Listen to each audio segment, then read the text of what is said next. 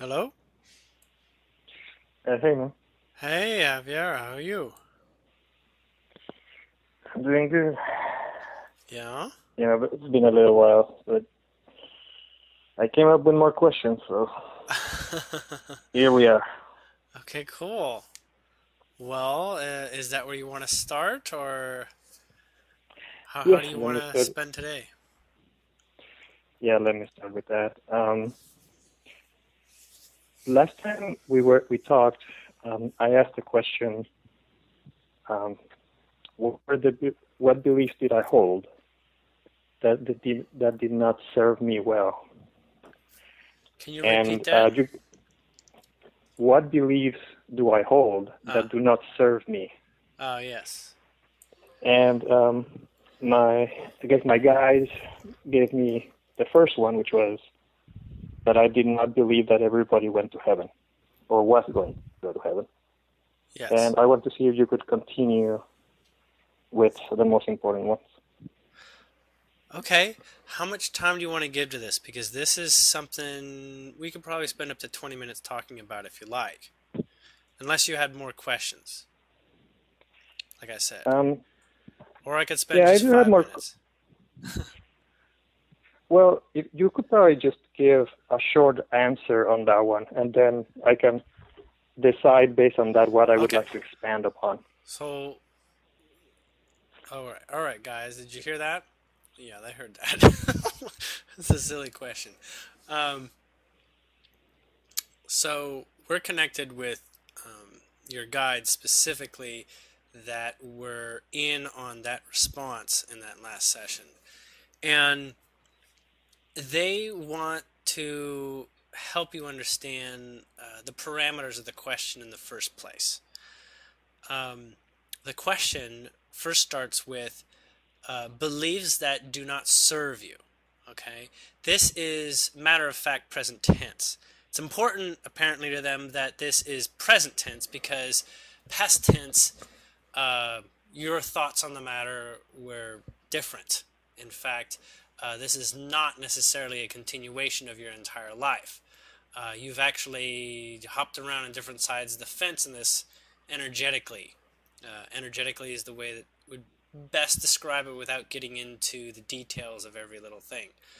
But part of this comes as a beacon letting you know your relative comfort with the all and the everyone that exists.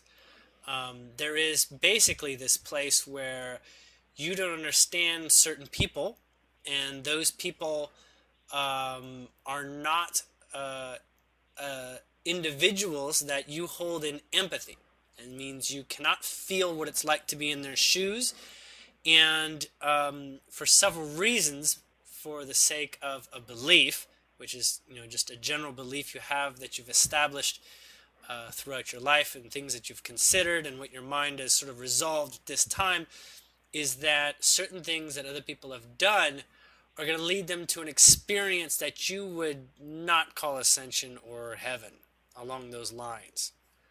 So, with that level of detail, does that clarify sort of the response for you a bit? Well, it clarifies.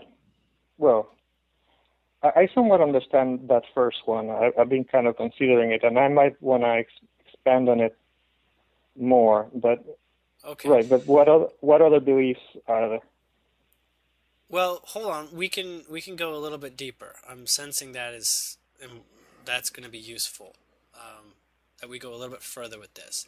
Those that we'll call in the category of not quite making it.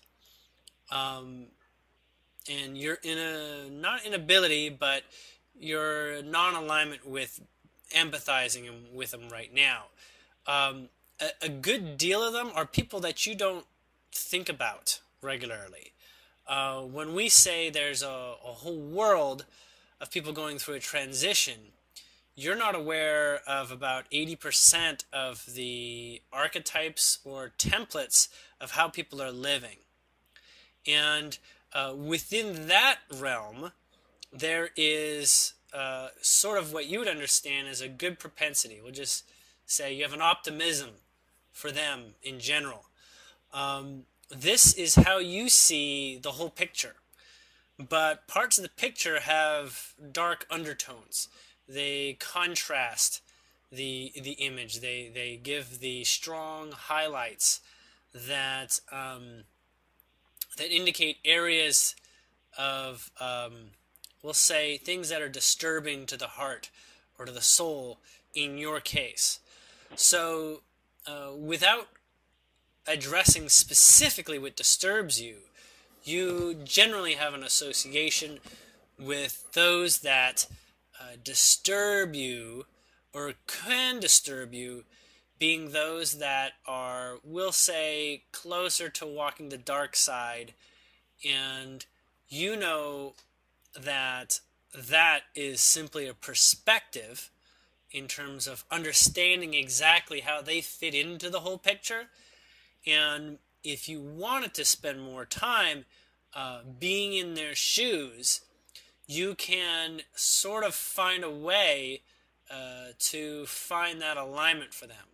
But at the moment, it's not in your highest joy to explore what their lives or their experience is like. And so that's sort of doing two things. For one, you're not ready to focus on it. But that means that you're going to eventually focus on it.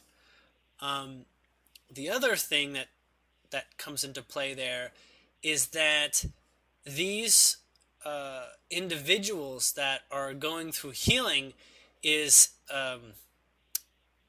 basically denoting the parts of your own life that have healing to go through. They're reflective of your own inner vibrations that feel responsible for certain pain, unconsciously in your case, but at the same time, it's like this not fully being able to forgive all aspects of yourself, and so that's why they exist. And so you'll eventually meet the themes and the concepts of what these people live and breathe, and you'll address them in yourself in time. And some of these are fairly complicated lives. We'll say they contain multiple layers of confusing ideologies put together. And as you develop, you will come to sort of walk through these layers that will eventually open up the gateway of all that transitioning. So what the guides are also saying is that they expect you will feel that everything is moving in the highest alignment. You just don't have that experienced yet. Okay? Okay. Did you have questions after understanding that?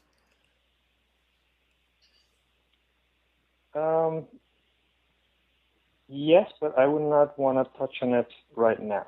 Okay. I might want to leave it for later. Okay. All right. Because I have, you could say I would rather ask about other things. Cool. Go for it. Well, again, what other beliefs do I have? Okay. I'm sure they have two or... You have a couple more that you want to talk about? Yeah, I'm sure they have a couple more that they want to talk about. Well, right. But they're going to go for the ones that we'll say are the highest influence between you being here and where you want to be. Consciously. Where you want to be.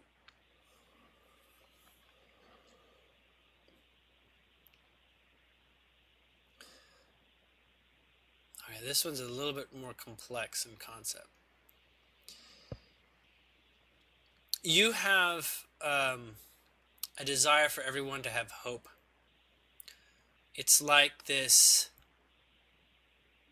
inward feeling that everyone should have hope, that everyone should have something positive to cling to, an inner motivation or an outward motivation, but something that everybody should be living with. And many people, as you observe, are not living with hope. They, we'll call are in dire straits, or, look like they need help or something. Okay? And these individuals, as you observe them, feel to you like they're helpless. Like, not that you outright would call them helpless, but they're in a place that you can see a discomfort that you wish they didn't have to experience. And what you wished at a subtle level is that they had hope, because you know yourself that hope is a direction of thought that leads to progress in positivity and opportunity. So although that belief that hope is ultimately a solution, there's a reason why it's also a problem. Is because those that don't have hope are exploring a reality in which hope is the most important thing to discover. And the discovery process is very unique for each individual human, each individual consciousness. And their direct journey along the path to concepts that are in alignment with things like hope are things that you are hoping yourself to learn from, so that you have the same dynamic resource that they do, having gone through it. So the belief is simply more along the lines of incomplete. It's as if people are in sorrow and in pain towards an end of eventually giving you the resources consciously of the escape vector of how to overcome those limitations. So, in fact, the only hope anyone out there deserves is you, in believing in them that they will make it, and they already have the resources, whether they are apparently asleep or not. They will find that way. The only person that is actually in need of alignment for hope, we'll say, is yourself. Because as you hope they do well, that's the alignment that actually serves their reality to transition in such a way that you will gain many benefits from them. Is that clear? Yeah, you're basically saying that you should always wish people well, and that basically comes back to you in a sense. You learn from it when you see them doing better. Wish them well, but know with no expectation how it is for your direct benefit that they do well. There's this place where you have a dissociation with them and you, but they're you. Okay?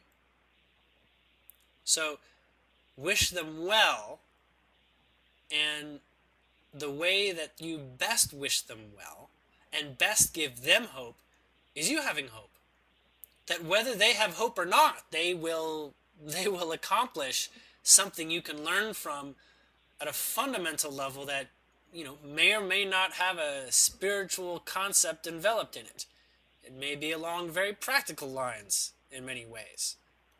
So the one with the hopes is really foundationally you. If you have hope, then they get to. You don't have to specify any details. Because when you focus on someone's particular issues, that's inviting them to be yours directly. Their issues are yours to a very minor degree in many ways, and you don't need to bring that forward. Just believe in yourself, and they will deliver you the positive tools and aspects for which you have an immunity to their issue that they ever had. Does that make sense? Yeah, I understand. It's Okay. kind of like you're saying, how would you put it? In believing, because we're all one, in believing that in them and that they can they can overcome this. It's almost kind of like if you had belief in you being able to overcome it, were you in the same position? Yes, and even independent of the situation, just by having a higher vibration of the vibration of hope. Hope is an alignment towards opportunity. All it is an alignment towards opportunity. And you don't give them alignment towards opportunity without doing it yourself. You know how, like, we give blessings, right? Right. We bless people. Yeah. Why does that work? Because we feel good in doing so. If we feel good, guess what? That's actually where it all starts. If you feel good giving a blessing, that's how you bless them even more significantly. That's why fake blessings don't work. You can't say, I bless you, and like, I hope they, choke on a bone. It doesn't work, right? Blessing comes and has strength through the fact that you're living the vibration of it and have that to offer. When you have something to offer, because you choose to have something to offer, and you exhibit that which they deserve to have, like I give you something because I feel you deserve it. I can't give you anything that I also don't deserve. I deserve to give you something you deserve. It all starts at home. It all starts in you. Everyone else gains hope by you having hope. If you want to give them hope, have more hope that they don't need your hope. Does that make sense? Yeah. Okay. So you affect reality always this way. And this belief is, we'll say, slightly short-sighted, but it's not far for you to understand, and that's probably why they brought it up. That you can begin observing others this way more directly. Okay, so I guess let's do one more, and then okay. I'll ask a totally different question. This is not so much a belief, but this is a misalignment with projection. This is a misalignment with your expectations of the future. Give me one moment. So it's related to belief. It's a belief that this is what you should expect.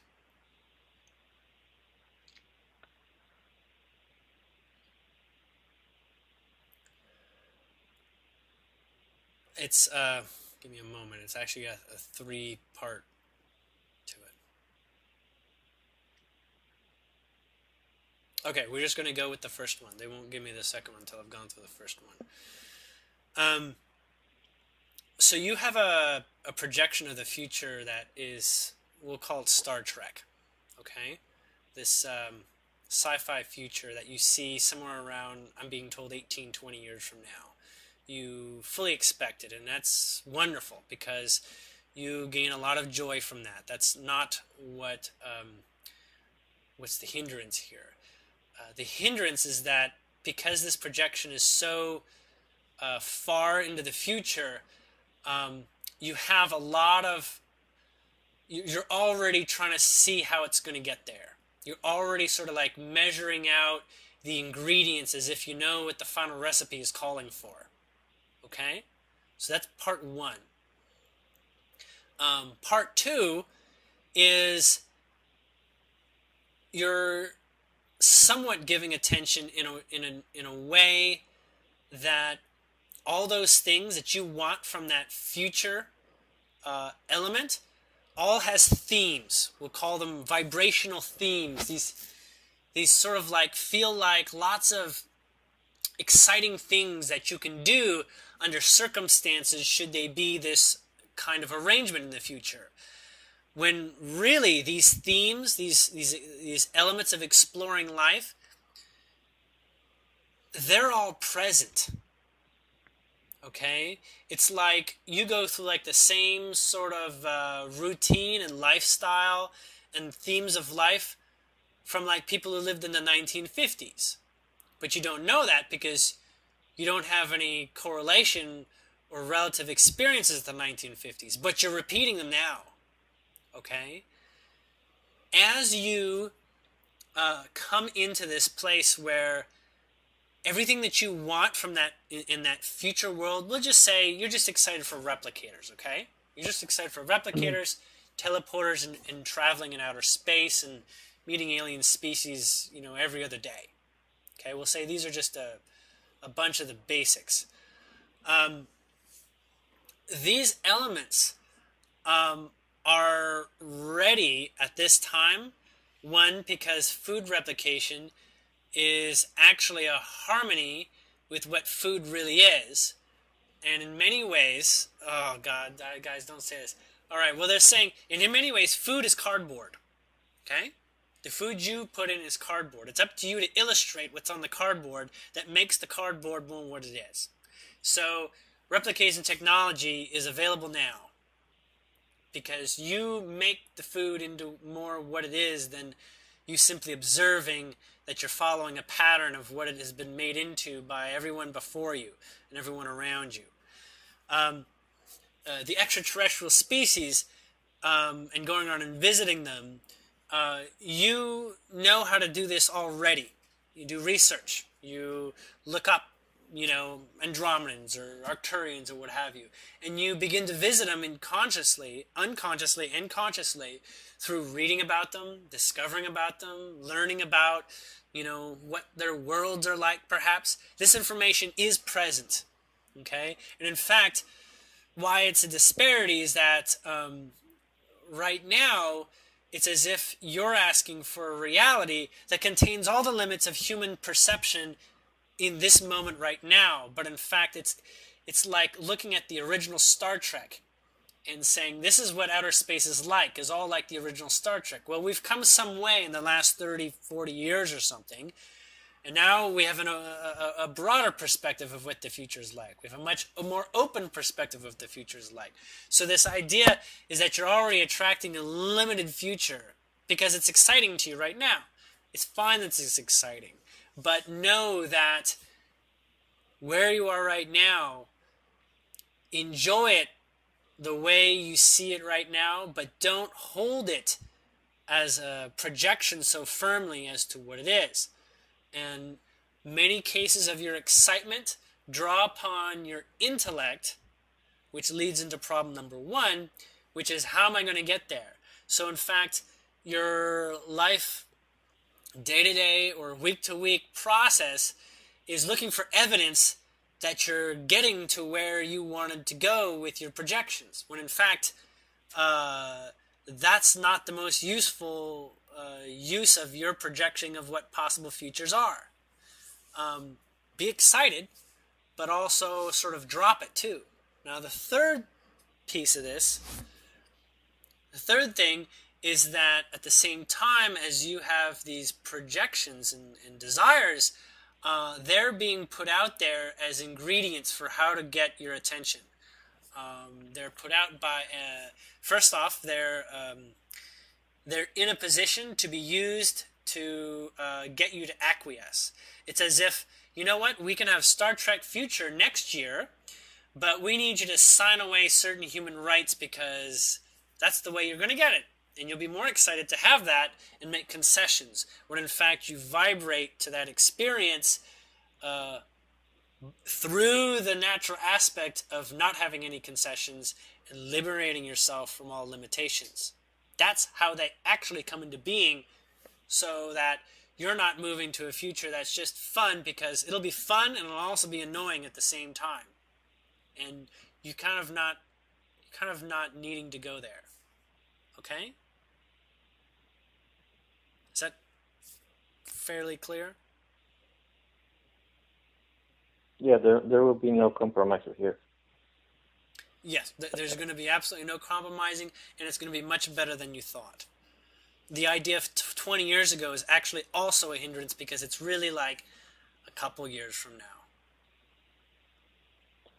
Yeah, I don't. That's one of those things where I don't really know. Okay. I just try to leave it open in my mind. It may be that subconsciously I might expect it to be one way or the other, but I don't. That's one of those things where I really have no clue. I know, like right now, I was watching a video from Cash, Yes. where he was basically giving a 10-day ultimatum, like, okay, I'm going to release the plasma reactor or Yeah. whatever in 10 days, which happened yesterday, which should have happened yesterday. I don't know if it did happen yesterday. It did. I was thinking, wow, that's really awesome.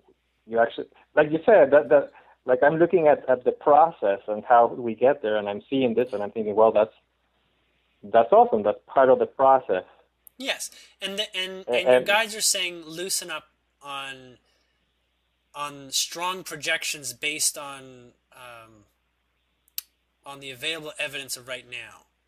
The future is a lot more open than what you're able to understand right now. Okay. I will endeavor to relax. Okay. Yes.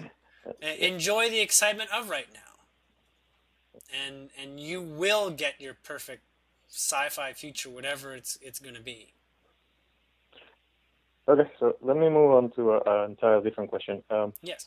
You had said basically that because I had this contact again with Gnomes that we had talked about. Yes. You know that at the time I thought were like ghosts, basically. Right. And you said that basically they kind of had like a story, like a fairy tale, because of the contact they had with my grandmother and myself. That's right. And we have kind of left it open because you said that you had more information as to what that tale was exactly. Mm-hmm. And I want to give you the opportunity. I want to take the opportunity now to hear what Okay. you know about. Okay. Well, let's listen in.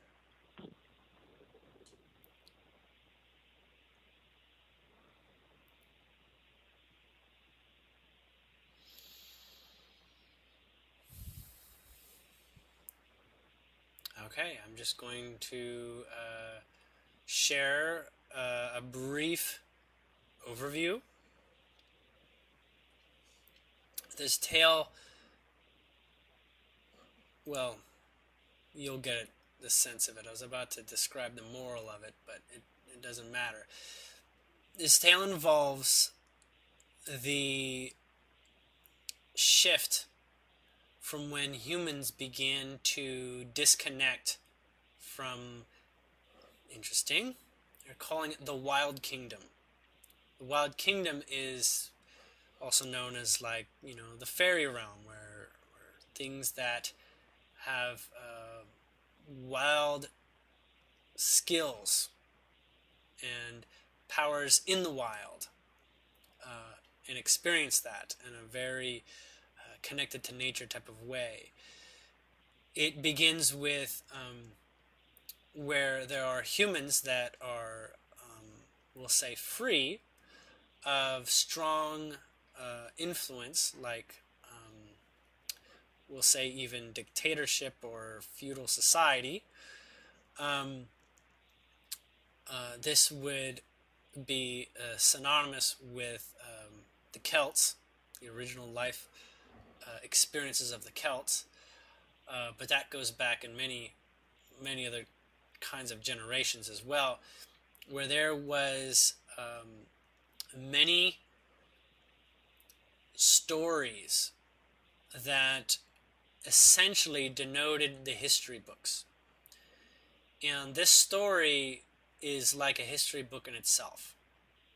And the way in which your family ancestry is associated is because it has come to a level of repetition in more modern times.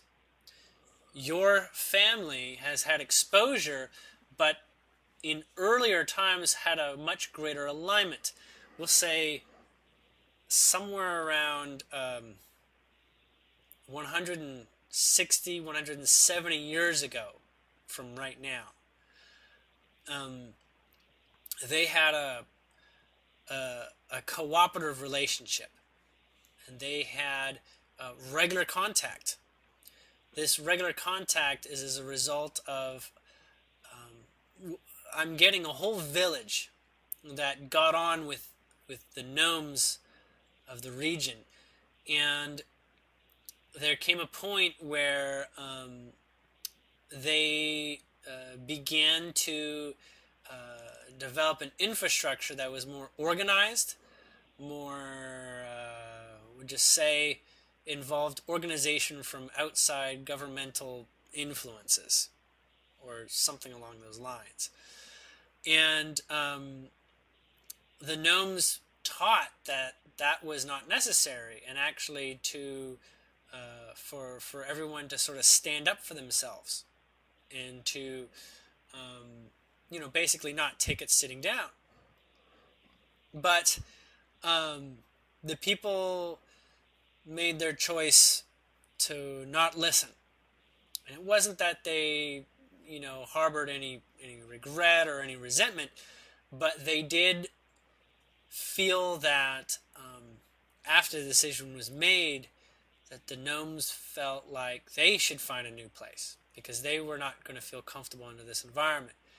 This was not expected by the humans. And so what happened was a couple families, yours included, basically left with them and became a little bit nomadic. You might be able to trace this if you look in your family tree. It even include crossing water in the same water vessel, which is amazing to think about.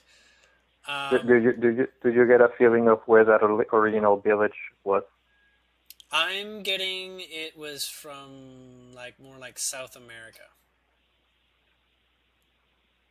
Like I'm getting the upper area of South America.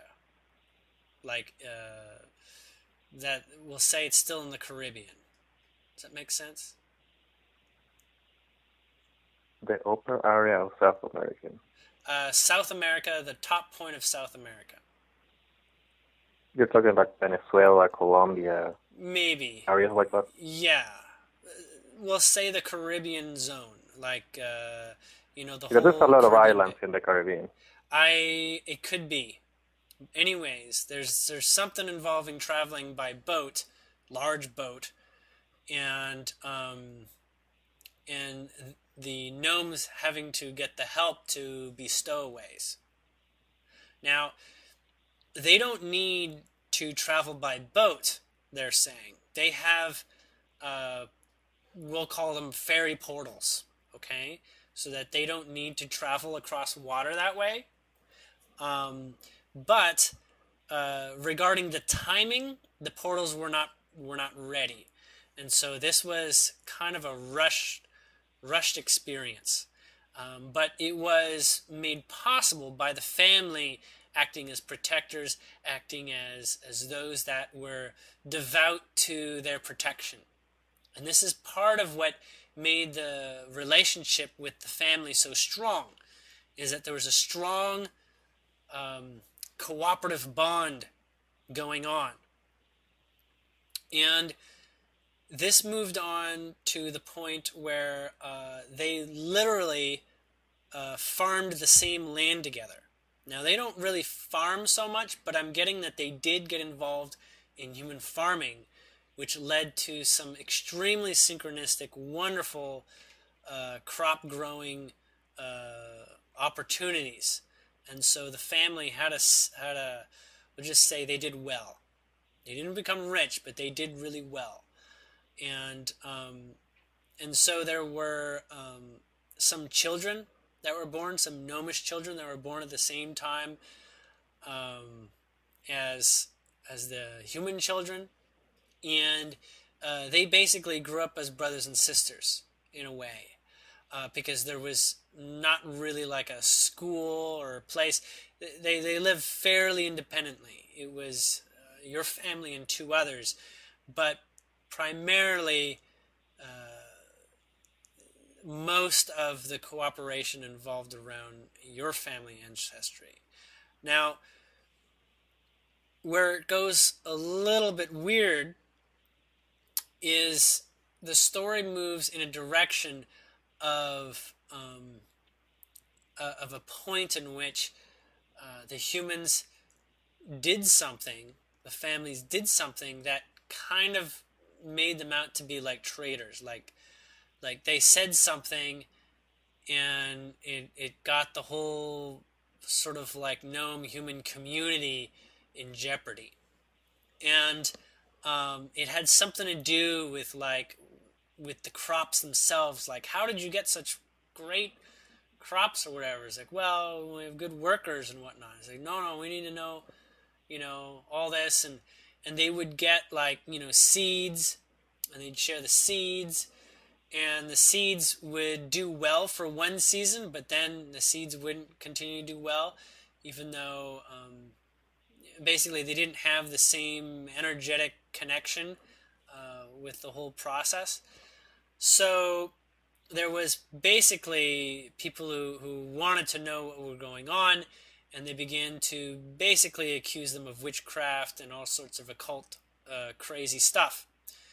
And so they said, well, we've got these little friends, we've got these little humans, and they they only work with us. And so your family got in a lot of trouble at that time, both with the gnomes and with those that were trying to figure out what was going on.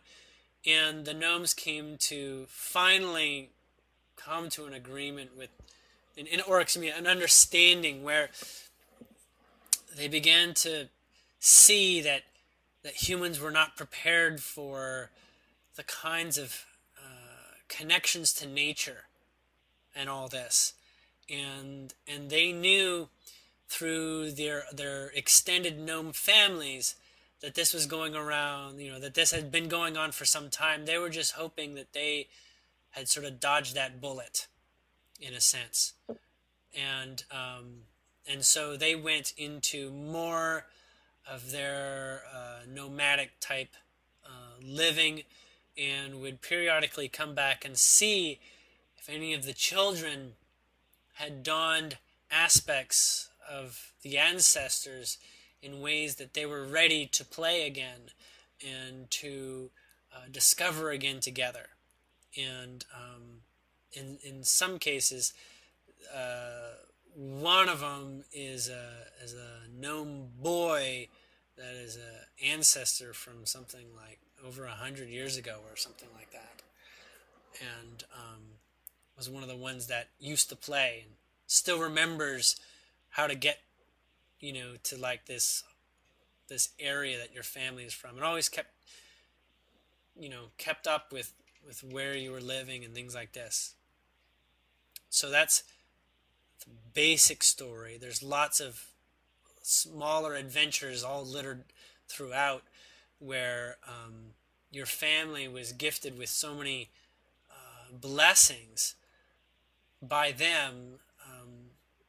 I'm even getting until not too long ago, somewhere around 50 years ago, your family had a family heirloom that they carried. It was one of the staffs from one of the elder gnomes, but they asked where it was on one of their visits, and they said it was discarded. It was discarded in error as just a stick, and that was a great loss when they revealed that that was not just a stick.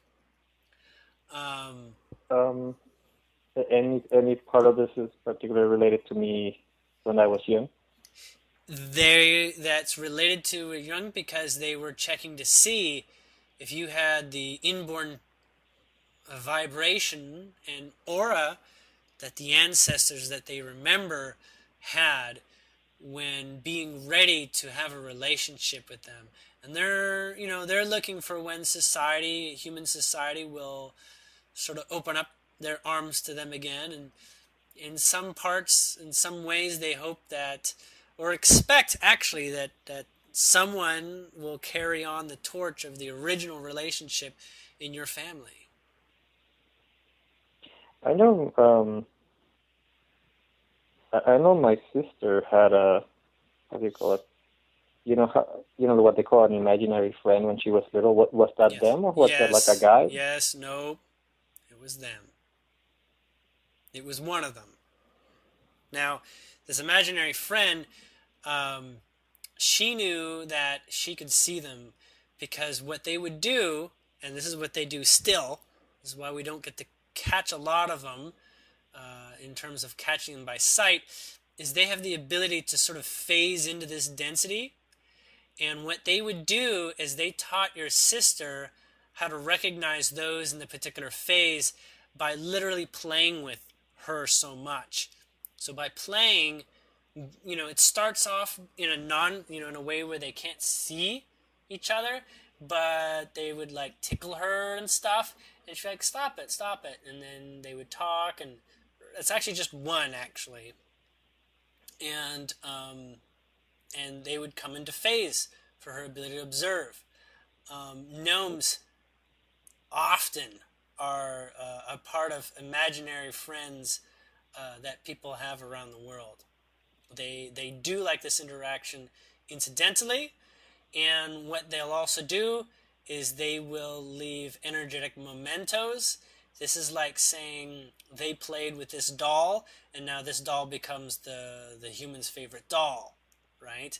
Because they like to do this thing where they do like a little marionette show. They love marionettes, and so they'd use human dolls, play marionette, and then that marionette would kind of like have a life of its own in the way that it was like a caricature that the gnome portrayed, and that create links. And so not always is the gnome there playing with the doll or something like that, but the child would revisit the experience by reenacting different little scenes and playful things that occurred when they were there.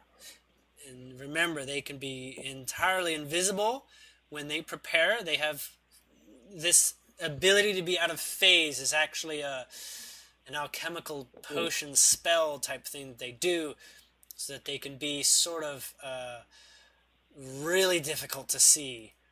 And I say really difficult almost as if they're like a super camouflage type of really difficult, unless you're literally staring at it and being told that it's there. So it's like a mind confusion element. But children can see through.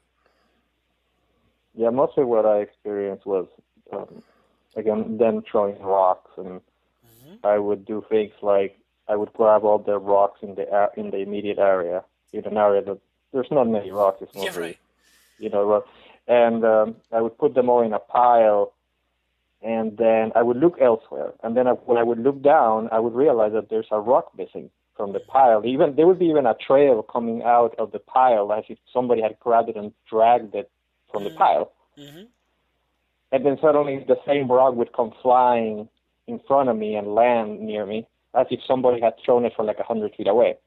Yes, they're actually immensely strong. I think you probably get that. They're for their size, they're in some cases, I'm being told, stronger than humans. Like, despite their size. Yeah, the biggest thing I ever saw them move was a bowling ball size rock. I basically went by it. I was with my cousin, and I passed by it. And just after I passed by it, suddenly the rock came tumbling past me as if somebody had thrown it, again, like a bowling ball. Yep. That's what... It's a game, and it's used to get your attention and let you know to start opening your mind to the possibilities. Now... Yeah, it's funny because I even tried to exercise them, thinking that maybe it was some kind of spirit. I didn't know what to make of it, right? So, but so I played with it for a long time until I guess we got kind of bored with it, or we just grew up and we started doing other things. Well, that's precisely what they were trying to follow along and see what you were ready for. Hold on, I lost you on that. There was a... Can you say that again?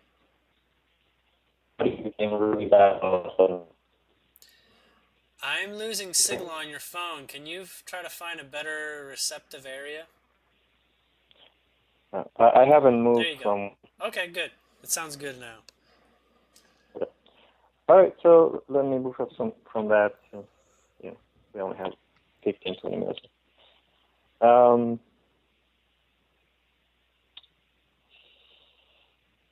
I keep following and paying attention to Cobra and Corey. They're generally more like my favorite people to listen to. Yes. Um, I think I lost you. Who are your favorite people to listen to?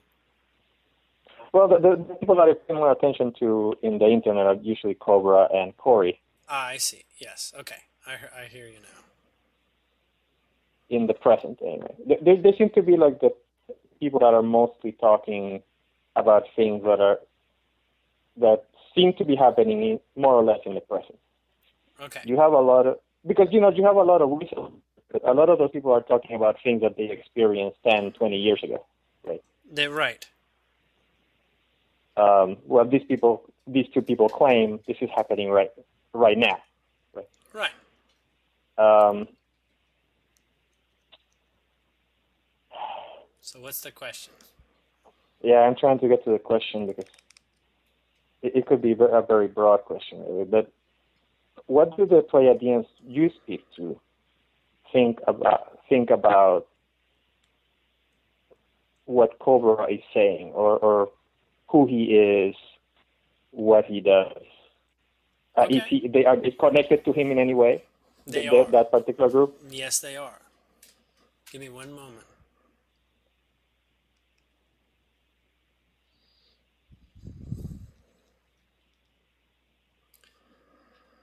Okay. So not directly, but they are part of the same association of Pleiadians that Cobra interacts with.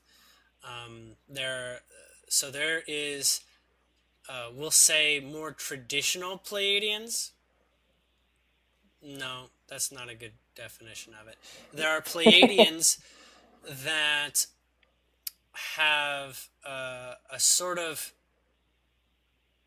common approach, and there are the Pleiadians that are part of the group that I connect with. The differentiation between the more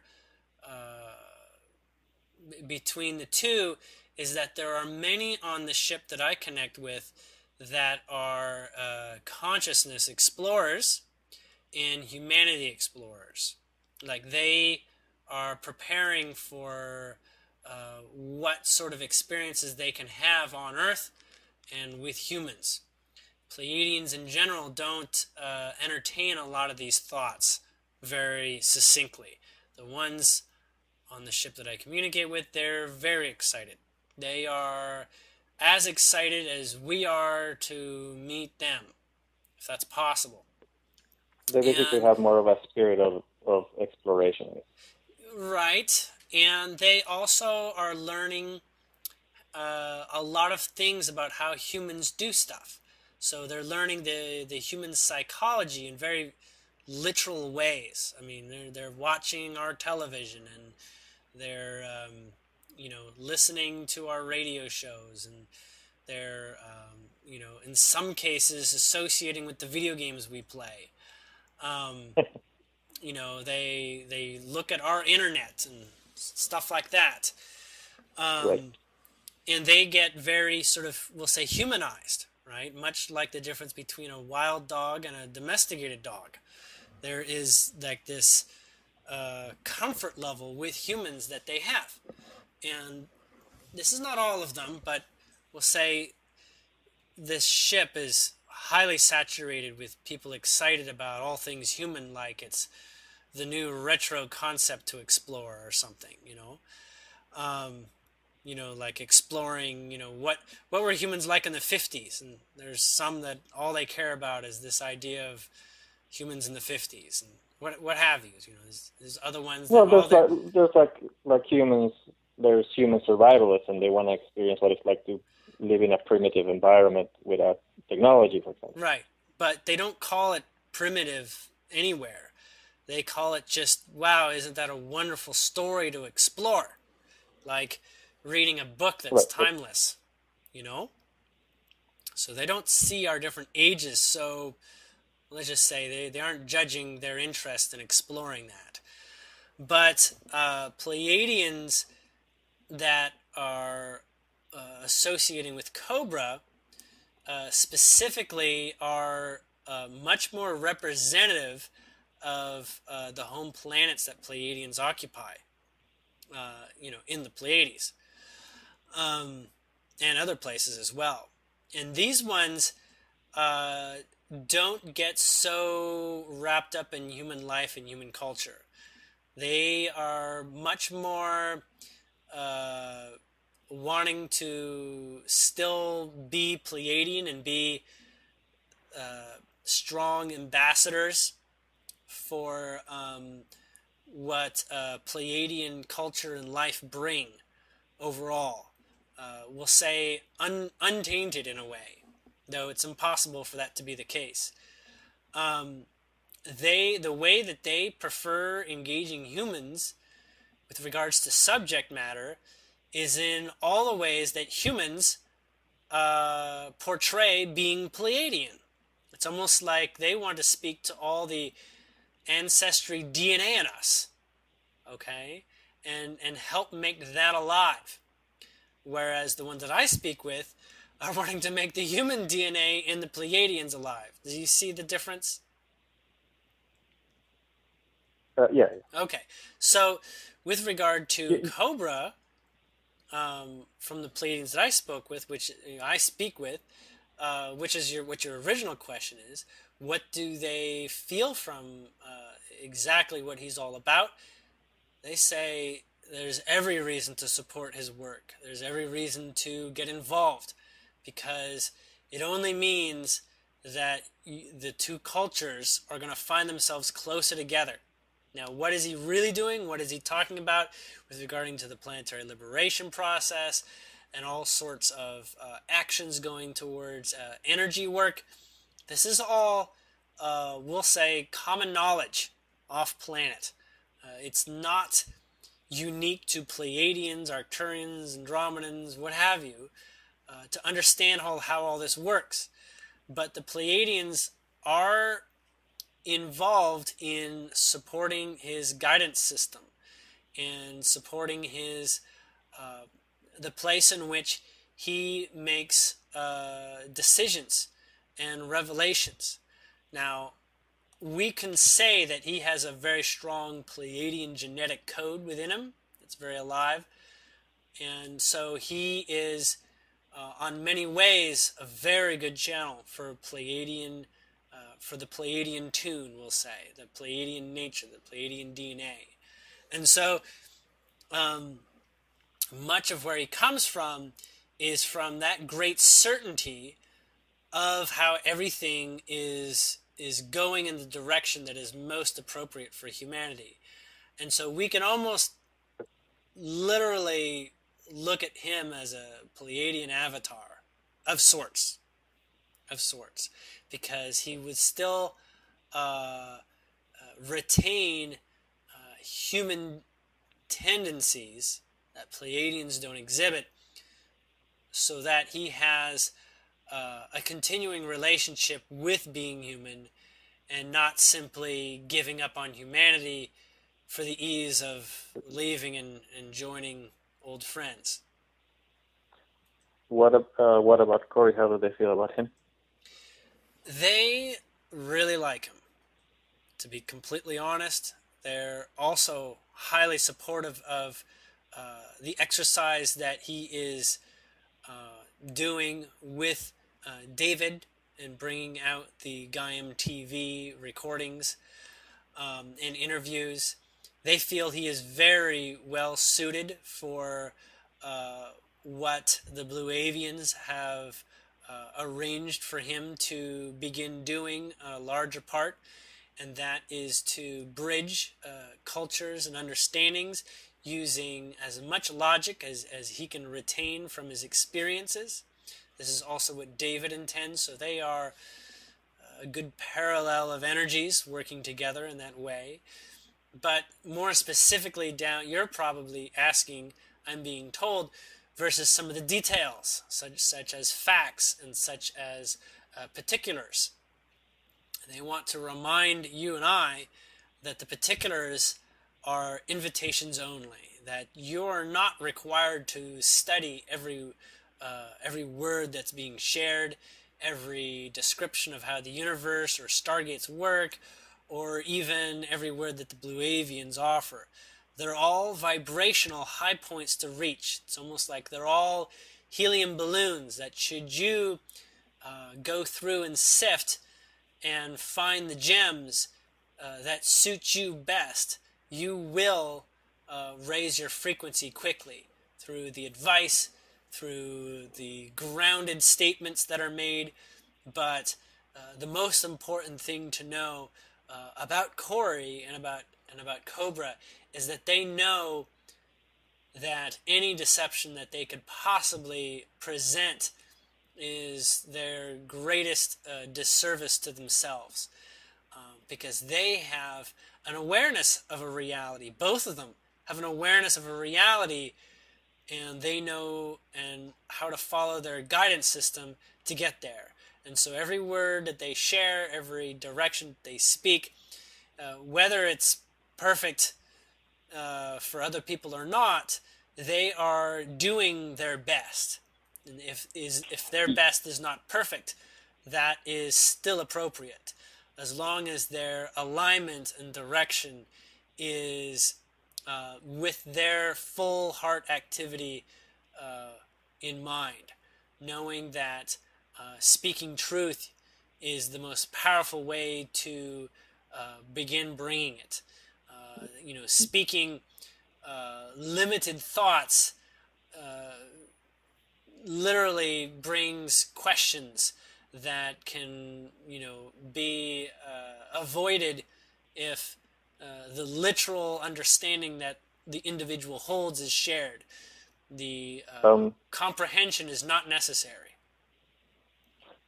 Yeah, I would say I have the same feelings about them. I feel when I listen to people, to me, one of the most important things that I listen to is, how you put it, self-awareness. Mm-hmm. So there are people that when they talk, you can tell that they really think about why they believe the things that they believe. Mm-hmm. That's their mind giving them grounding, yes. They try to understand themselves, and they're trying to improve themselves as they see it, as they go. Correct. And they must live with the human reactionary role, which is living within our time space. Time is a part, a tool, so that we live in reactionary and predictive concepts while also exploring the infinite. Now, reactionary, you might think, is like a problem, that you should be reactionary. But reactionary, when you act from your heart, your body and your mind learns the fastest. So it's like put you in a situation, and if you're familiar with how to live from your heart, you'll always prevail. You'll always have the greatest outcome at the onset, and the mind will further trust your ability to explore broader concepts and higher energies. Yeah, I just saw when I listened to them that, more Corey, because Corey, you can actually see him and hear him with his real voice. Cobra, of course, alters his voice, and you can't see him. But with Corey, I always had this, the moment I started hearing him, that this is a man that I can trust. That's how I felt about it. And everything he has said has resonated with me. Mm-hmm. As in, I really think he's telling me what he experienced to the best of his ability. Yes, that's being in your own honor. That's honoring yourself. Whether you say something that is dramatic or difficult for people to understand, they both do their best to overcome even those kinds of limitations of understanding what they're talking about. But let me say that one of the reasons I talk with you the way I do is because I saw the same in you when I heard you talk. Oh, thank you. Yes. From my experience, I could have been made a fool a long time ago for all the sorts of things that I talked about. And I'm here, and I'm in a position where I'm so grateful for everyone lending their support to me, and it has only allowed me to realize what alignment is more and more, what being honest with yourself more and more is. And it gets to the point where, yes, I'm having what appears to be psychic contact, but for me it's so regular, it's like just, you know, it's just so becoming so ordinary for me. And that's important, because now ordinary is not something I need to hide or sugarcoat or limit.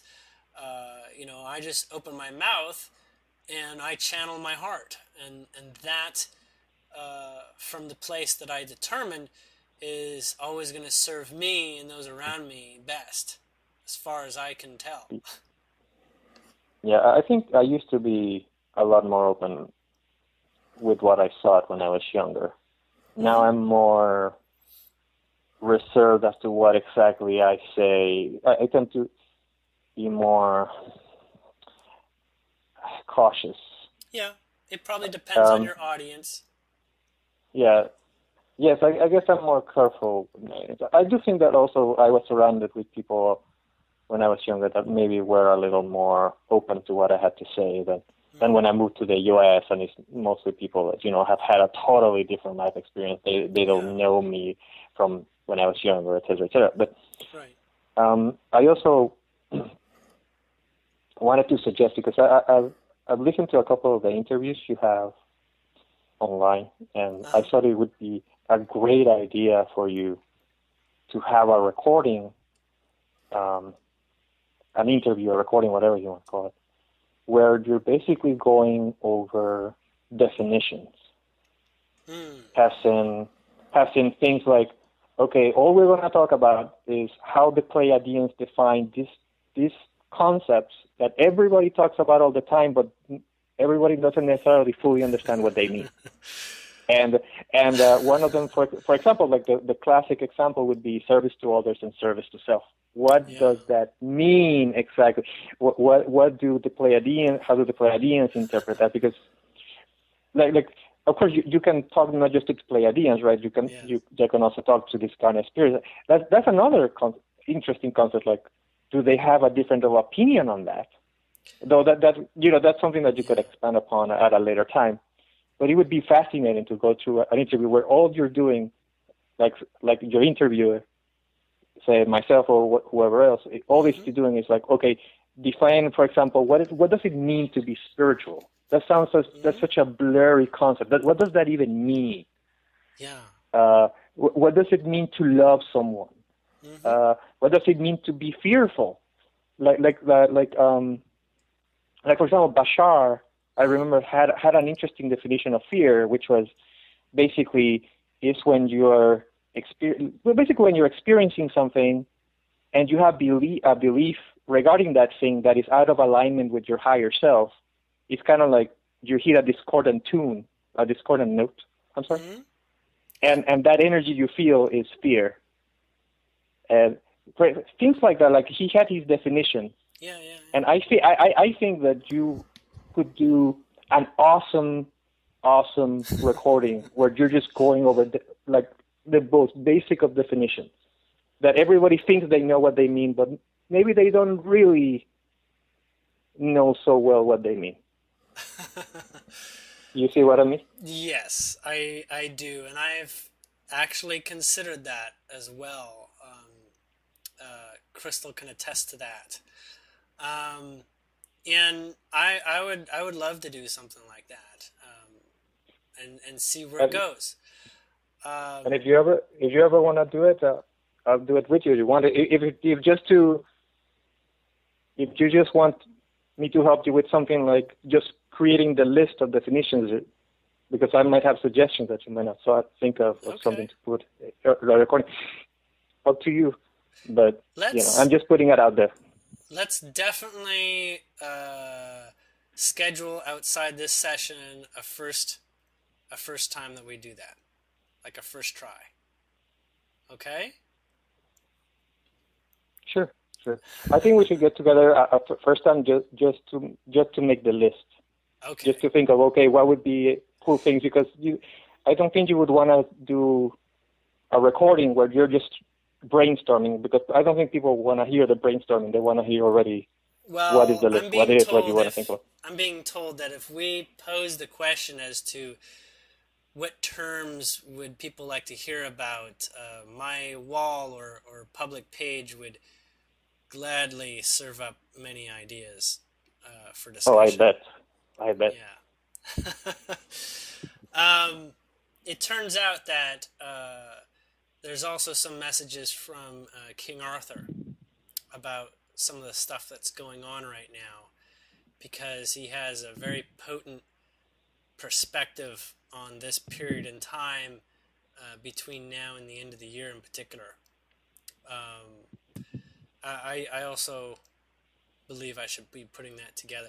So let's connect offline or off this recording, and I guess since this is a public session, this is kind of notice to anyone else who wants to, send by messages of good subjects. I guess is an open invitation to do that. Send it my way or post in the comments of the YouTube video. But we're running late at this point, so I'm going to let you go, Javier. It's been phenomenally entertaining, as always. Yes. And I want to thank you, of course, for bringing everything that you have and opening up the floor to, yes, a lot of really good subjects I think we talked about today. And hearing about your family's relationship with the gnomes, I think is still feels like there's a lot more richness under there. Like there's still a lot to go through. Like we only got the anecdotes or the cliff notes or something. But okay, well, thank you, and I guess until next time, or till soon enough, I guess. Well, thanks, Julien, and you know how to contact me. I do. All right. Good night. Good night. Bye. Bye.